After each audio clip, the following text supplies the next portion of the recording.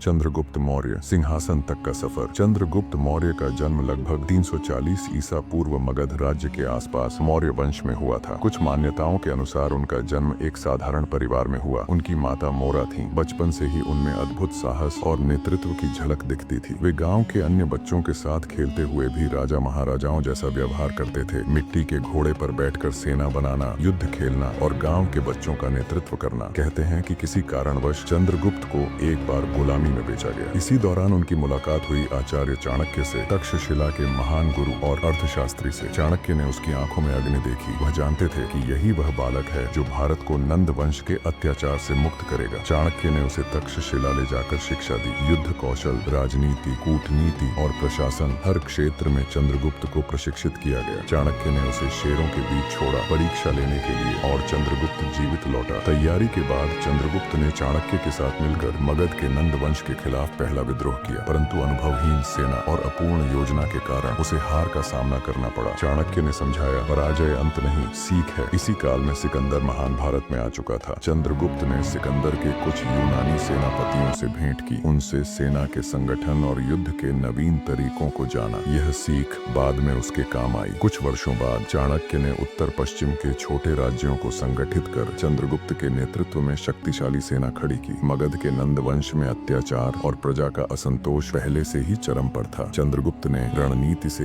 एक एक किला जीता। अंत में मगध के राजा घनानंद को युद्ध में पराजित कर मगध का सिंहासन अपने नाम किया। घनानंद के पराजय के साथ ही मौर्य साम्राज्य की स्थापना हुई। चंद्रगुप्त ने चाणक्य को अपना प्रधानमंत्री बनाया। चाणक्य ने अर्थशास्त्र और राजनीति की गहरी समझ से विशाल प्रशासनिक व्यवस्था बनाई। चंद्रगुप्त ने पश्चिमोत्तर में यूनानी सेनाओं को खदेड़ा। उन्होंने सेल्यूकस प्रथम से युद्ध किया और पश्चिमोत्तर के कई क्षेत्र अपने साम्राज्य में मिलाए। सेल्यूकस ने अपनी बेटी हेलन का विवाह चंद्रगुप्त से कर दिया और बदले में उसे 500 हाथी दिए, जिसने मौर्य साम्राज्य को और मजबूत किया। काफी वर्षों तक शासन के बाद चंद्रगुप्त ने जैन धर्म अपनाया। उन्होंने अपने बेटे बिंदुसार को साम्राज्य सौंप दिया और श्रवणबेलगोला कर्नाटक चले गए। वहीं उन्होंने उपवास द्वारा अपने प्राण त्याग दिए। चंद्रगुप्त मौर्य केवल एक राजा नहीं थे, वे भारतीय इतिहास के पहले ऐसे सम्राट बने जिन्होंने लगभग पूरे भारत को एक छत्र में लाया। चाणक्य के साथ उनकी जोड़ी आज भी राजनीति और रणनीति की मिसाल मानी